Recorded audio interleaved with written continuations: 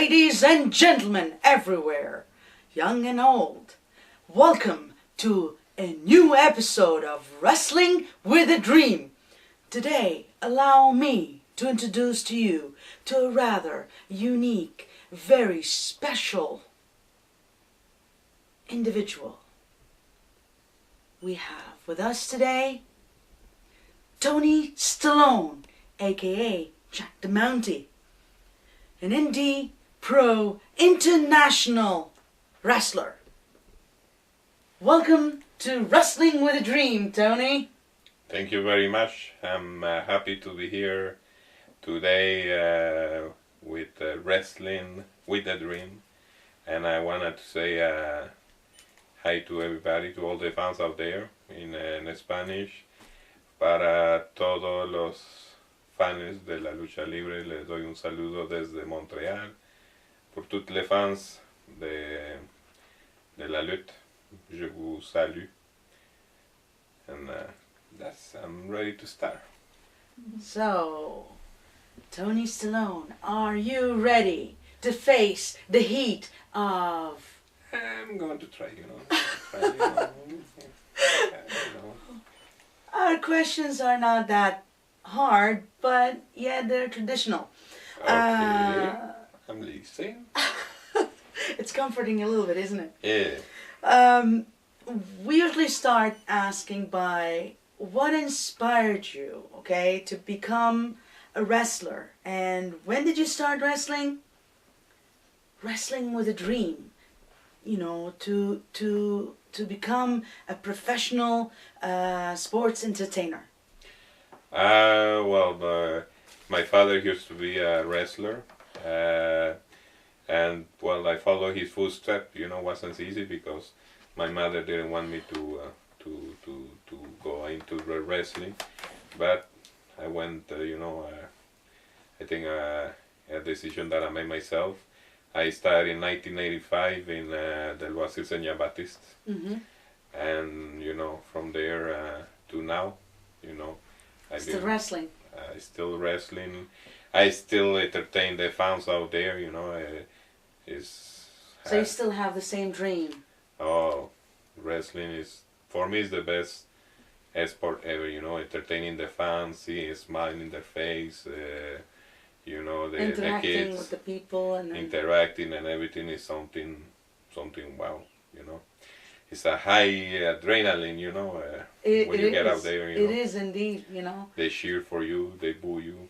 Doesn't matter. What would you do when they're booing you? And then how do you feel inside? Well, when I play, bad, and they booing at me, I go more mean, more, to get them more, And they say, you're too bad, Okay, next time I'm going to be twice. So you feel that you did reach some sort of like a level with your fans right now. You have like always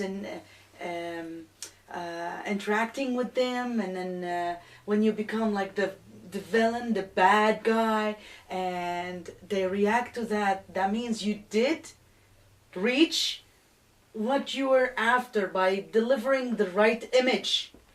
The reaction, when you have the reaction of the people, that means your job is done. They booing you, they screaming at you. If they don't act, it's because something wrong. So you have to find what is wrong and put it in work, because people can love you, cheering for you, crying. It happened a few years ago. When you do the job, people by expressing, that your job. You went there to do a job. It's like you're going to work anywhere. You had a job to do. The job is done. You see the results. Same as when you entertain. So you feel happy, satisfied, and then your dream is like being accomplished a little by little. Step by step, Step by step.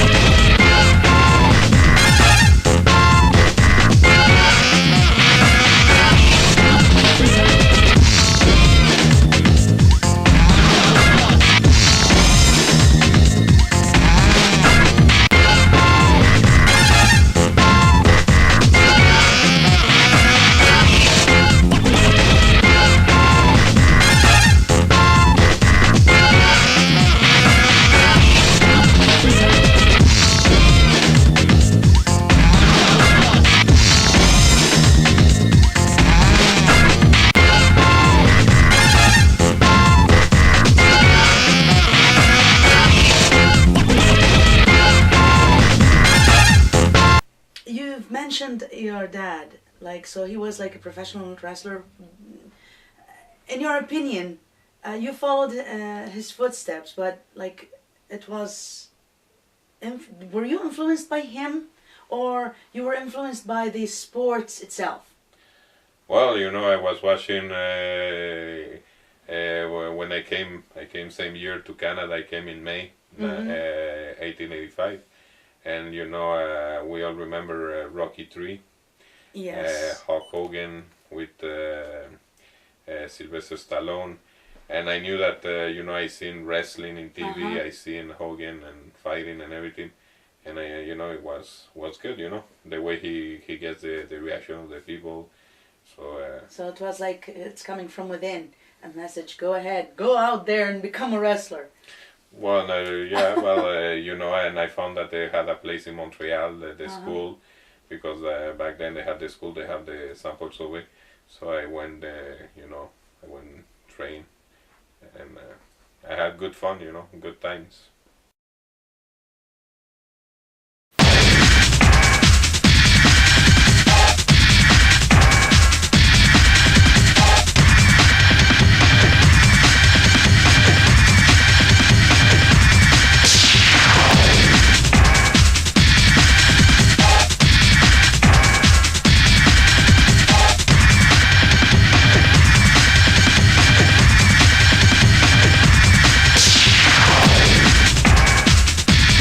That brings us to other questions. Within the next 10 years, what do you hope to accomplish during your career as, we can say, just a wrestler? Oh, the last 10 years? No, the next 10 years. The next 10 years. What do you hope to accomplish? Oh, my God, that's a good question. I did it all, I did it all in 20 years that I've been performing in the ring, entertaining the fans out there. And, now having more fun, giving the best every time like I did for 20 years. And, probably a few other belts before I retire. I know I get the belt from Colombia. I hold it 3 years in a row. That was the main thing I accomplished. But the fans, giving the best for the fans until retirement.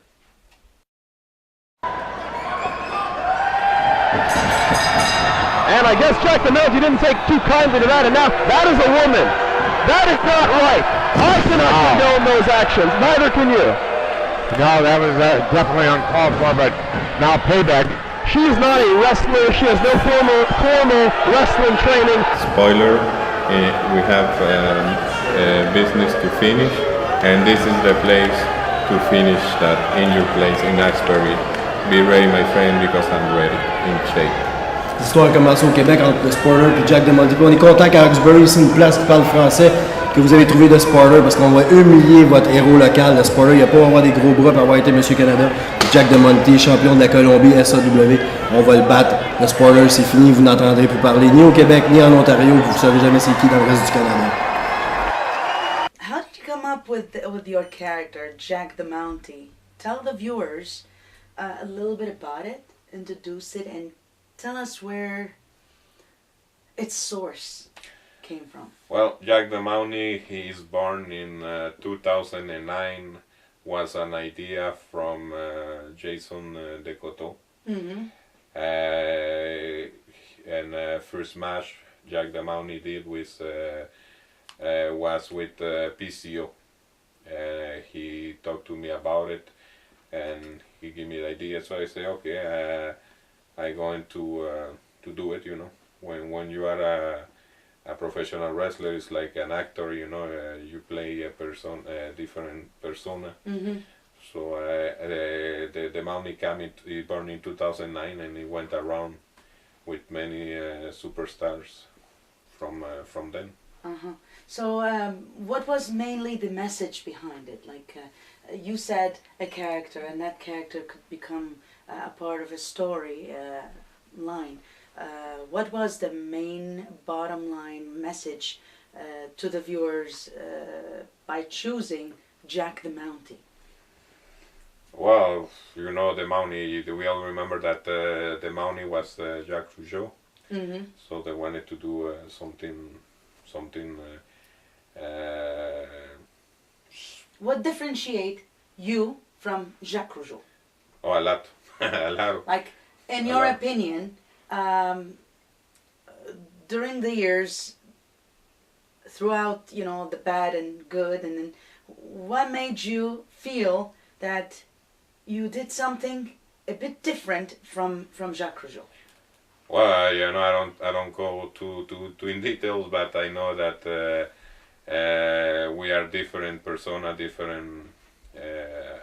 We acted differently, professional and everything. Mm-hmm. Different personas, as I say before.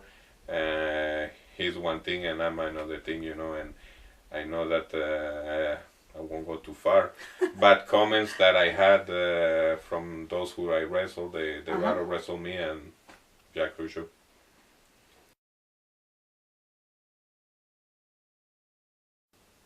Who were your wrestling idols growing up, and were they the only wrestling fan growing up in your family?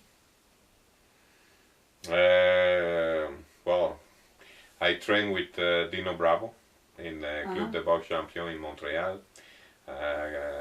He trained in Pro Gym, California Gym, Gold Gym, you know. He used to go play cards in Club de Boxe Champion.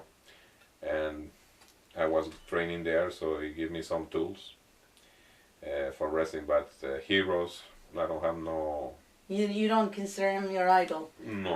Is there someone else from the pro wrestling world where you can say this was my idol, or is my still my idol growing up, or developing in your career to be a better entertainer? I like I don't have idols, but I have a superstar that I watch, and you see them act and everything, so you have an idea how they teach. So They teacher, they're showing you something, so you can take their style and work it out or something like that.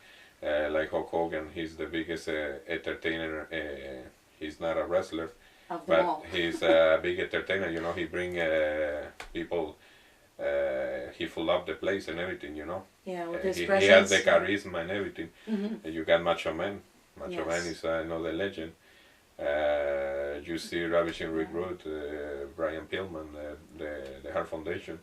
So they all have something to show, They And have to learn from. to learn from too. The teachers, They're the founders, and then. Once you know the basic in wrestling, you wanna create a style. You choose like I remember Chris Benoit. Chris Benoit, he was crazy for Dynamite Kid.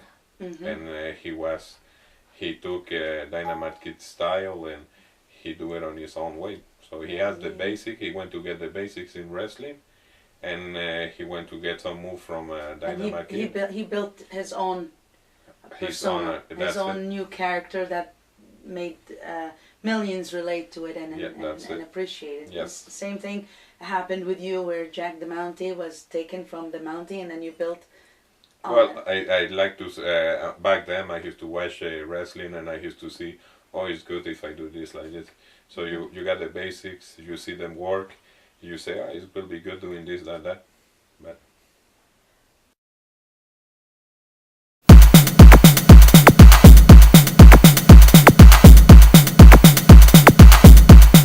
do you have any other interests beside wrestling?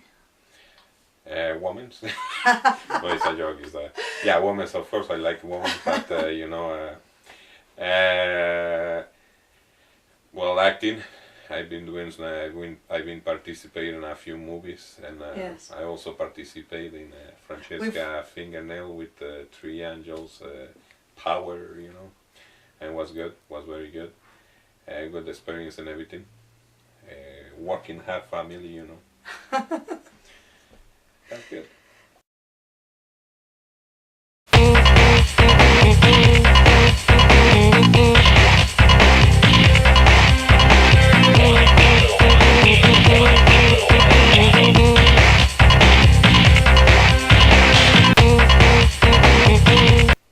share with viewers a typical day of training? We're taking you back to the old days where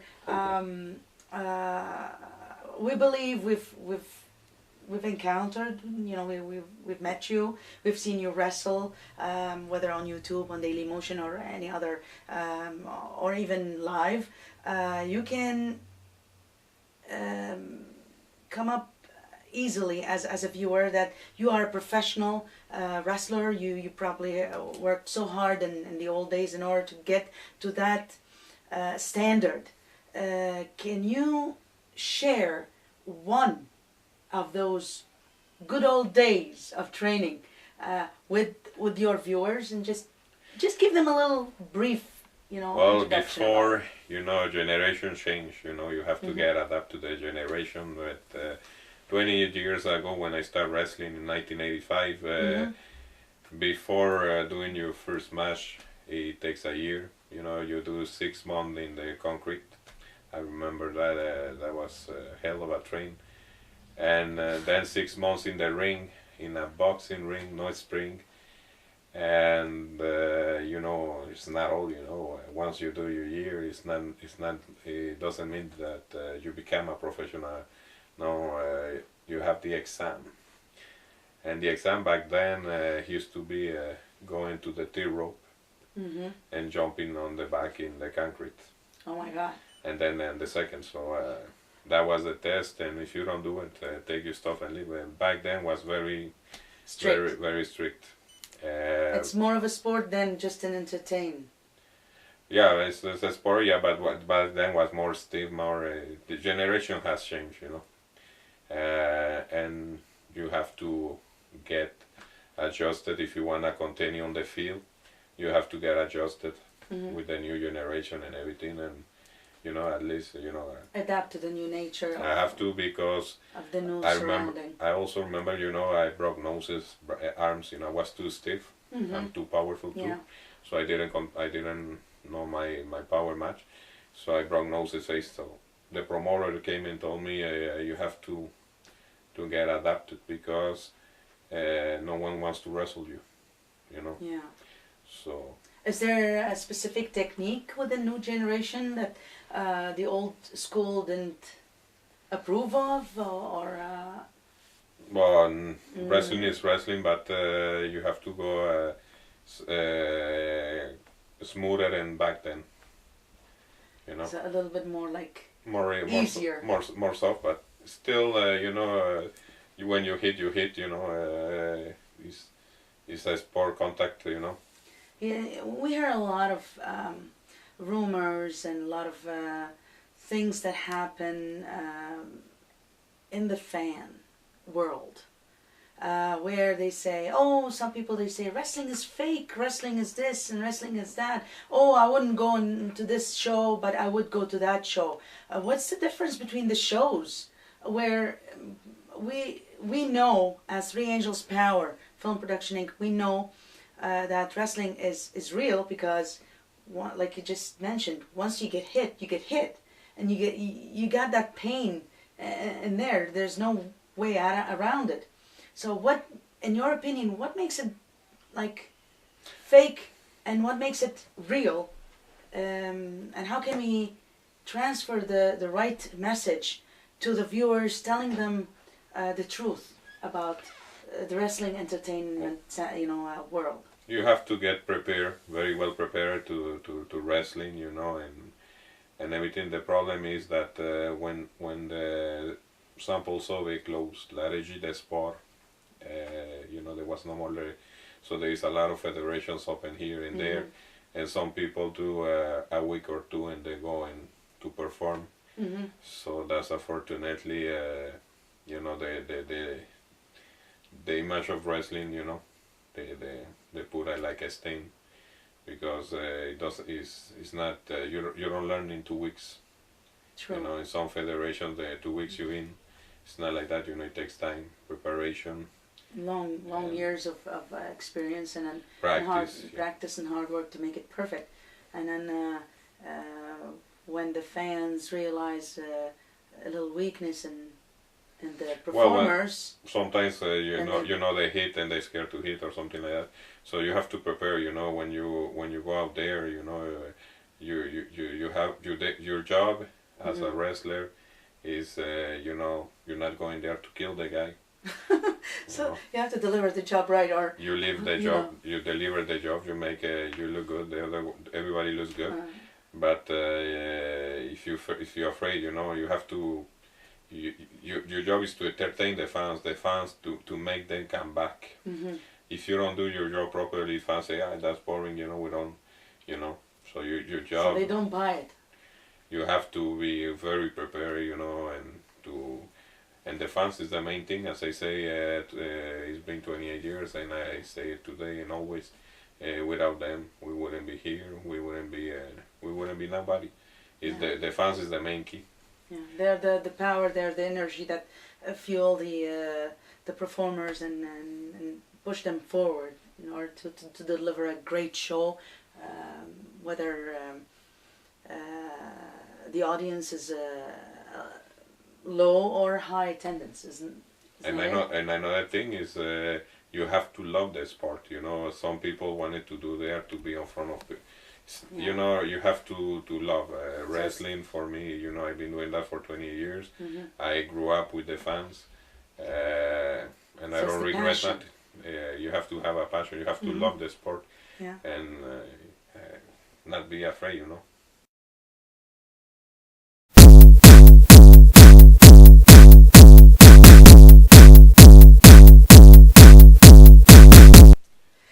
That brings us to the perfect question. What was your feeling when the first time you stepped into the squared circle? You're talking about 20 years ago? Yeah. Oh. The first time. Wow. First time when I stepped in a ring was wow. Was something, was something. Seeing the people out there was unbelievable, Was it overwhelming? Yeah, I can't describe what back then they're very strict and everything, and you feel like the Romans, this thing, you're not killing nobody. Were you nervous? Yeah, you have the track because are you well prepared? You have some doubts, but you had no doubts. No.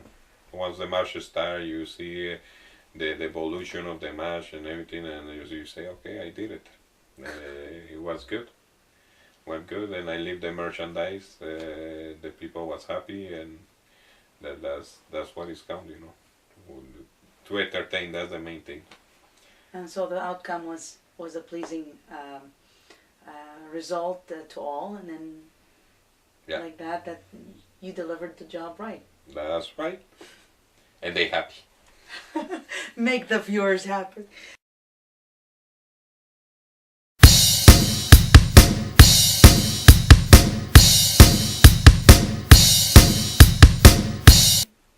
Who was your favorite opponent over the years? To wrestle. He's your favorite opponent. Can you pinpoint out a favorite opponent? Oh, I have a few.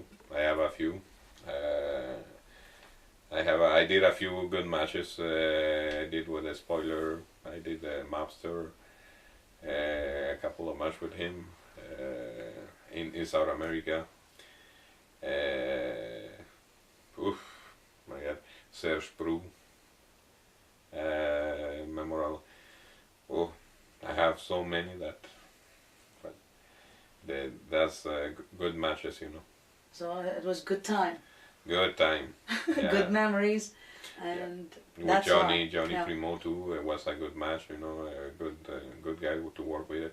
Or the list will be long, But was there someone you can consider most difficult opponent to work with?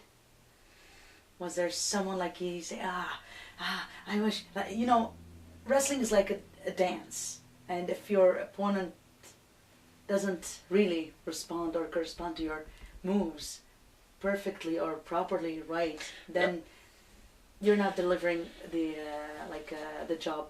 I tell you, the worst match for me was in Colombia when I won the belt, because normally, you know, you're working hard to get a belt, but the guy that I wrestled with, he was too jealous, so he went to a real fight. Oh my God! So went, it went from a professional to personal. Yeah, to personal, because he wasn't, you know, he wasn't delivering he wasn't doing the job. So he went to personal, and too bad for him, you know. And made it worse on for you to deliver. Yeah, because you know I'm staying professional. You know, I like to work professional, but if the guy doesn't want to work professional, well, especially a big event like that, championship. Yeah, and then unfortunately things will turn, you know, become difficult to both.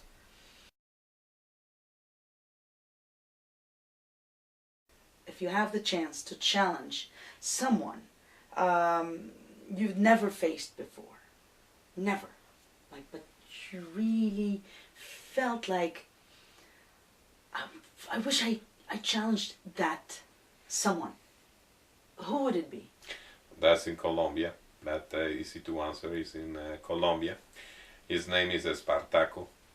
It's been since 2008, if I'm not mistaken, that we had a feud between him and I, and everybody's waiting that match. So if you listen, Espartaco, I coming for you, you know.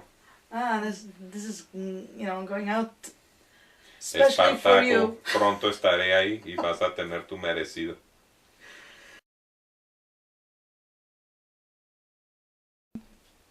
If you think he accepted this challenge, what kind of a match would it be? Would it be a cage match, or you know?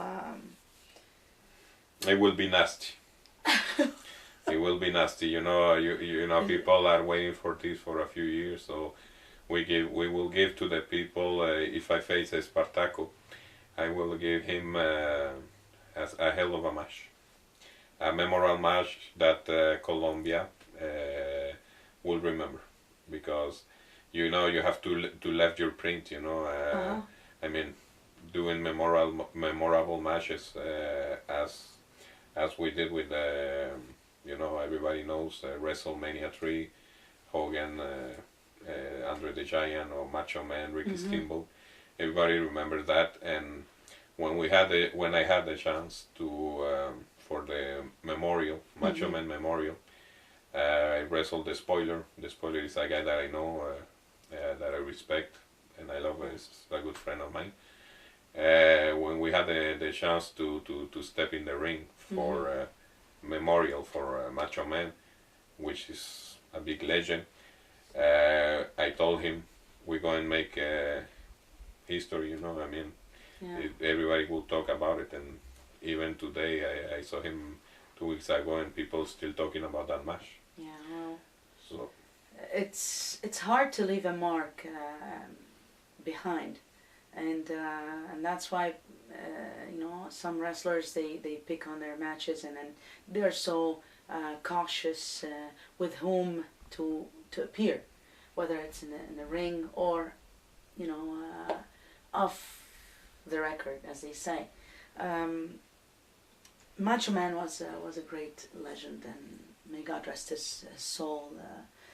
He played rather a very important role in many generations to come. Yeah. These people are hard to find again, and it's not easy to. He was born like a star, and then. Yes, true.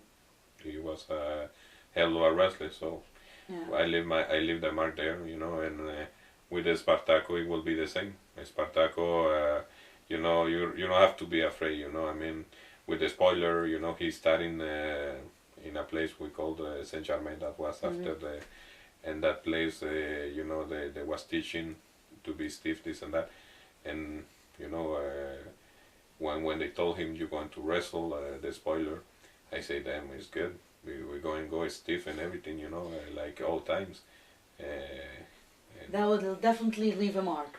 That we live as people still talk about that match, and with Espartaco, I'm pretty sure that especially in Colombia, that they are stiff. You know, they wrestle like the old times. They punch you in the face. They hit really hard. So I think it will be something good. You know, we're going to do something nasty, that's for sure, because people it's been, I think, more than 3 years, 6 years, 7, 2008, 5 years. They've been waiting for this For match. something special to happen in the ring. Cuida tu espalda, Espartaco. Huh? So watch out, he's coming to get you. A side chancery, you refer to it as? In my day, you know, back before electricity. You like to favor the side chancery. You mastered that move. I didn't master it, but I use it. Well, sometimes the fundamentals are the most effective. It's not always about taking high risks. High risks will win you a match rather quickly, but basic fundamentals, they'll get you the guaranteed victory. And now this is just uncalled for. This is bad officiating 101 right here. As a wrestler, as a professional wrestler, would you accept wrestling with a newbie, like someone new, like smaller competitor than you? You learn from everybody. You know, you can be a professional. You can be a professional athlete. You can have 28, 30 years, 40 years, but a rookie, we call a rookie. A rookie. We learn. We can learn from a rookie. You know, everybody learn a little bit from us, from here, there, and there. It's not because you are a professional, you've been doing that you're better. You don't need to learn. The moment you don't learn is the moment you leave. You know. So you learn every day when you wake up, you learn something new. So whoever says it's not true he has a problem, because everybody, you know, nobody's perfect. You know. True. No one is perfect, and That's right. we all learn from each other. That's right. Speaking of learning, Ooh. wrestling is all about technique, clever holds, and well-executed moves. You, as Tony Stallone, do you have a special signature move? Oh, if I have a special Signature move where you can just, you know, which will always leave a mark on his fans, as Tony Stallone. As Tony Stallone, I could, you know, tell you as Jack the Mountie, but I wanted not just to go into your character. I wanted to, you know, to have a little spotlight on Tony Stallone, the professional wrestler himself. I will say the Avalanche. You know, the Avalanche. He gave a good, you know, I'm starting to do the Avalanche, and that's giving a good mark. This has been a great night. I didn't think anything could follow the last match, but I guess they proved that this is the main event of the evening. This is the main event of tonight's show. Hard-hitting heavyweight contest between Jack the Mountie in the red and the Spoiler in the blue with green trim. Now a test of strength, which this surprises me. Jack the Mountie seems to be getting the best of Spoiler right now. Sometimes I guess it's not about how strong you are, it's how you use the leverage, and Mountie seems to be leveraging things. Oh, maybe not. And there was that was catastrophic. That was the irresistible force meeting the immovable object. Mountie takes a hard Irish whip to the corner. Big splash by the Spoiler. Gonna follow that up with a traditional headlock. Or a side chancery, as it was known in my century. There's a good right hand to the face. The referee was distracted by Dark Cash, who seems to be doing his man more harm than good right now. What kind of a match do you prefer? Let's say no DQ, hardcore they call it, the ladder, TLC, anywhere falls, or the typical traditional match. I like hardcore, you know. I like hardcore. I like what typical is good, leather.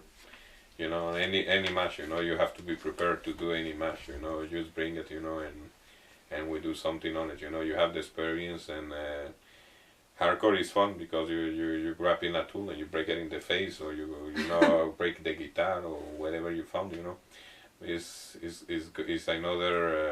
another way, you know, to take out the frustration of the week. You know, to answer. and the people like hardcore, so TLC and any match, you know, I can do any match, you know.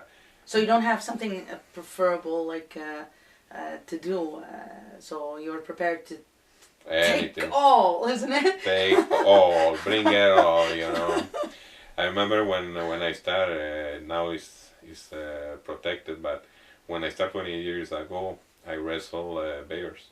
Wow. Not in on nails, so you know, and you know you can't beat a bear. That's impossible unless you shoot the bear, you know. But not in on nails. They put it in the ring, and you have to do the the show. You have to once it bites you, it give you bruises and everything, you know. And it put all the weight. It's finished, but you can do something, you know. You have to improvise and. You have to be smart about it, and then just. To make fun, you're there to entertain the people. You're not there only on one thing, you know. Entertain. That's the bottom line. That's the bottom line. Yeah.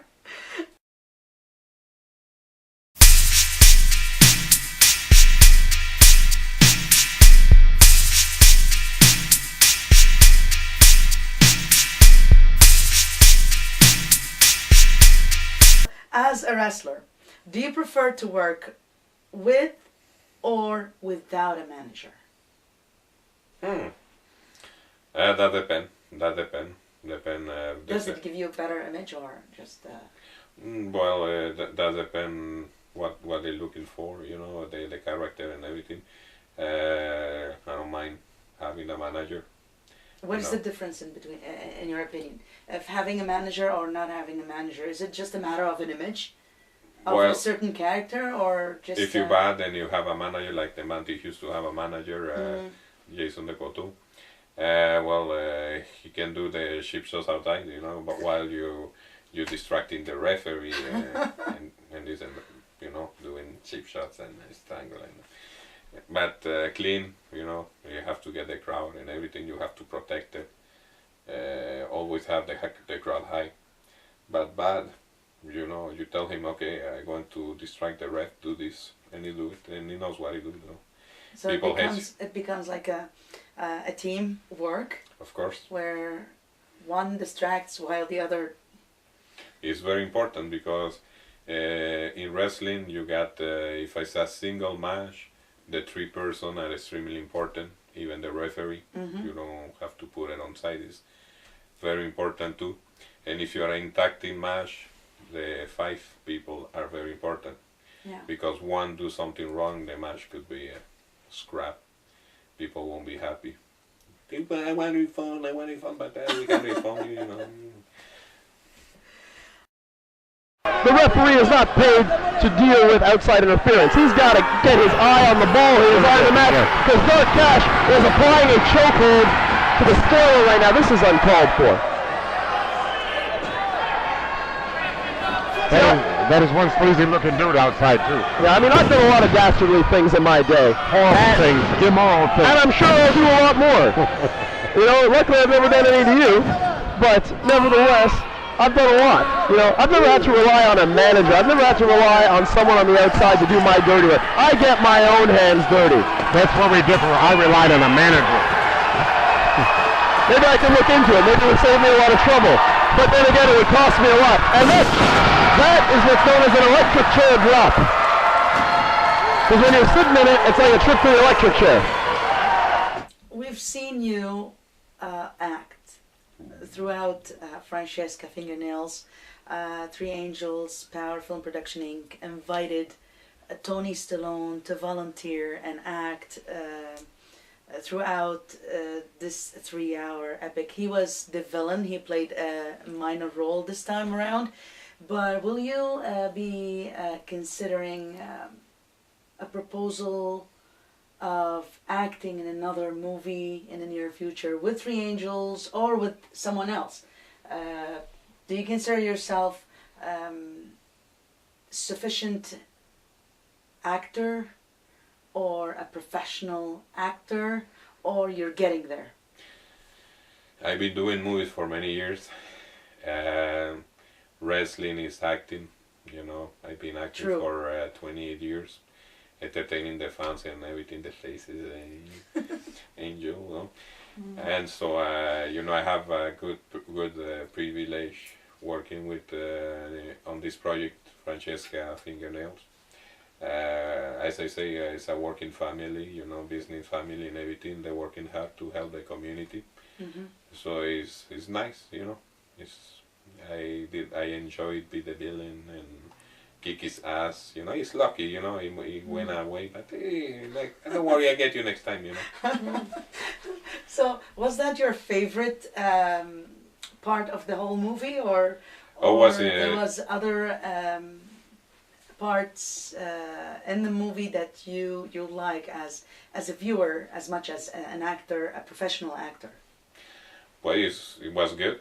It was good. You know, they had, you know, you was trying to find out when Francesca is going to strike, what is move, and the people, weird people, you know, weird land, and you know, everybody has a situation they have to face it through. So was you know, you're watching and you say, okay, what's next? What she's going to do next? You know, she appears, disappears. She leave chances, then no chances. Come on, you disappear. So it's good. It's good. And now he keep a friend, you know, like Shoki.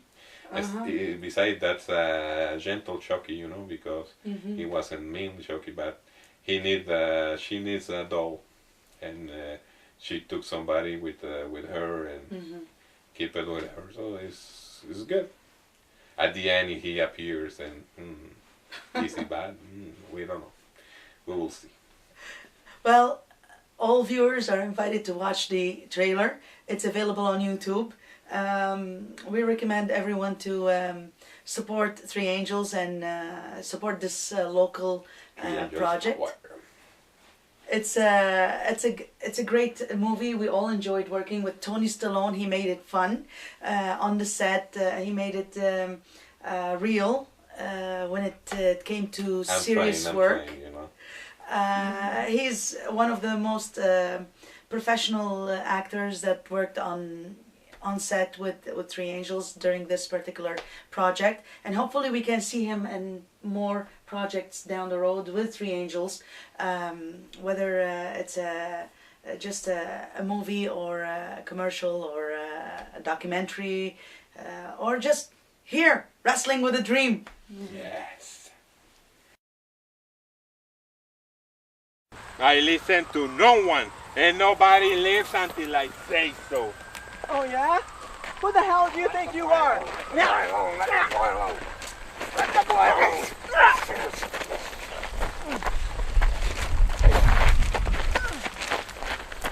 on, let's go. Do you have any special moment or story that you'd like to share with the viewers from the good old days on the road, on tour, or on event, or something that occurred, you know, During to you? Oh. Something that we never heard before. Something that it's only exclusively said to Wrestling with the Dreams fans and viewers over there. I'm trying to figure out. I know that we have back then they used to have the initiation. They used to have the road, you know, in the campings. There's a lot of, but in particular right now probably the spotlight or whatever. But I don't have a particular souvenir. But I know that we have back then. You know, today we don't see that no more in the campings or the road, initiation in the road, different aspects, but particular probably. Nothing comes to mind right now. Something like different. Something like it could be an incident that happened. The bus broke down, or you went into some place and you met someone, or someone got, a different kind of image of Tony Stallone or Jack the Mountie, and they approached you. Anything that of that matter, like.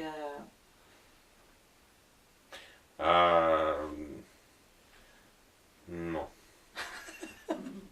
No, sorry. No. No special story.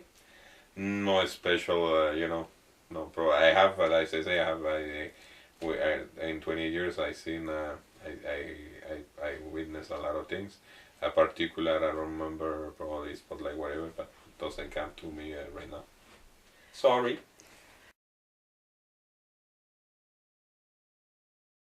Wrestling is a huge dream, filled with fame and possible fortune. If we get up and close and personal with Tony Stallone, we heard you say the fans, but is it only the fans, or is it the fame, the fortune, the spotlights, the being in a squared circle, the attention that you get from the fans? So no, you have to be simple. You have to be you don't have to change because you perform in any sport. You have to be to remain yourself. You don't have to take your wings and fly and forget people. You human. You manage. I mean, as a human, you don't have to forget what you used to be before becoming. So it's not the fame that you're after. It's the love of the fans, and that's the main desire that. You have to have a passion for what you love. You love something. You love golf. You devote yourself. Yeah, even if you have fame, this and that, you don't have to forget. Mm-hmm. To get to fame, you need the judge. Yes. The judge are the people. True. If you think you're going to reach fame because I doing this and doing that, it doesn't work like that. Mm-hmm. You deliver a merchandise, mm-hmm. and people judge you. They like it, they don't like it. It's them who makes who makes you. the difference. Once you became a professional in any sport, can be basketball, football, whatever. We're talking about wrestling. Well, you have to stay simple. Yeah. You don't have to change because you became popular, and no. It doesn't make you better because you're popular or mm-hmm. you're a human. True. With Tony Stallone, we learned that lesson up and close and personal. He's very humble. He's very simple. He's not complicated. He loves his work and he loves what he does. And when it comes to delivery, he delivers the best and nothing less. Right, thank you. And that's what we loved about Tony Stallone, and we wanted him to be one of our guests in Wrestling with a Dream, and here he is. We see a nice action figure. Care to share with your fans? Yeah. Remind them of this wonderful memory. This is made in Colombia. I guess 2008 down there, and they make my own image, and we have a little bit difference, back, but you change over the year, but this is given for me, and that's me, and I keep it it's a good souvenir, good souvenir. When I go and have my kids, I can show them that his father, he has his own action figure made in South America. So, it's good. It's good. It makes it special. Yeah, it's a special. And it wasn't easy making my name in Colombia because I'm probably born in Colombia, but I didn't learn the wrestling in Colombia. Mm-hmm. I learned it in Quebec, as I say early, that I represent 4 countries.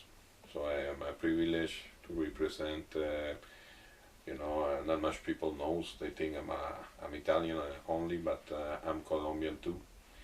I'm Lebanese descendants and Quebec because my adoption country, you don't have to, it's not because you live in Quebec, they adopt you, So even if I'm not Quebecois, I represent Quebec because that's where I live, that's where they open the door, they have to be a very wide door, so I'm privileged to represent those 4 countries. What was the occasion that they gave you this? Oh, You mentioned the year. yeah. Well, was the occasion because in any sport you have to gain the respect, Yes. And Indeed. in Colombia, I did gain the respect in a short time because down there they have the old time. Mm-hmm. Mexico is the place where wrestling born. Yeah. And they stiff, and I'm coming there, I remember I was my father was sick, and I look at the newspaper and I saw Rasputin, the son of Rasputin. There was open a federation. I called up and I said, okay, I'm going to go for a tryout, and I did. I went for a tryout, and slowly by slowly, I got the American style because Montreal and same as the United States, you got the American style like they call down there. Mm-hmm.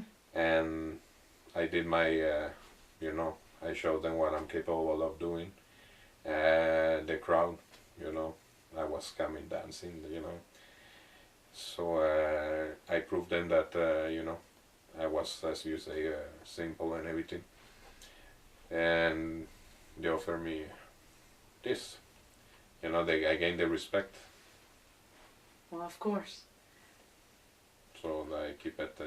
It's better than a trophy. It's better than a trophy, yeah. Yes.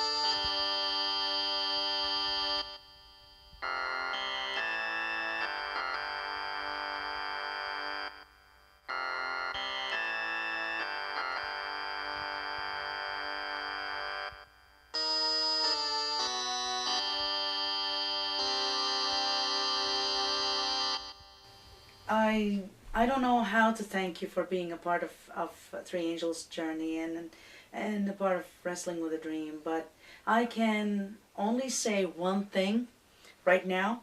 I can leave the mic.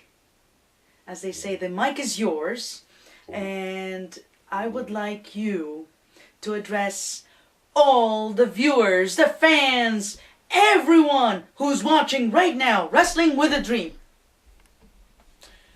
Okay, I'm going to, first of all, those who have a goal to become, a wrestler,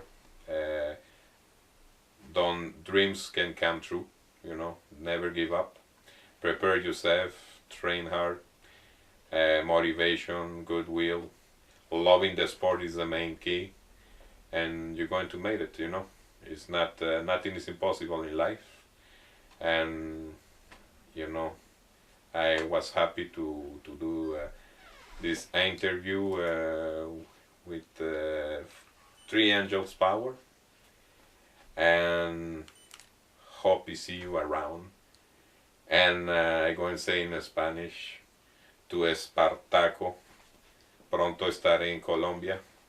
Mejor que te prepares, porque voy a arreglar la cuenta de una vez por todas. Ya lleva bastante años que este duelo está por darse, y vas a tener tu merecido donde estés, donde te escondas. No te preocupes, que yo te busco y te encuentro, y la gente, los fans van a tener lo que merecen. Y voy a terminar con la era del Espartaco, el colombiano número 1 a nivel internacional. So be ready.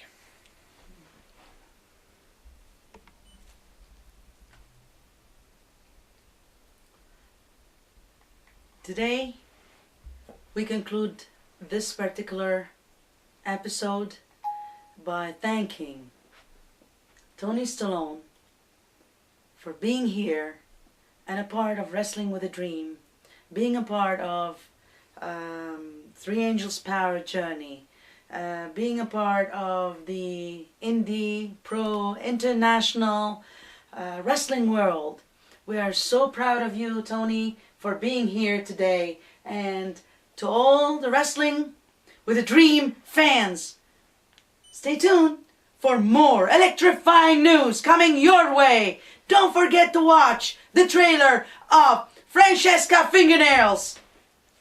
This is Gladys Karam, one of the Three Angels, signing off. See you.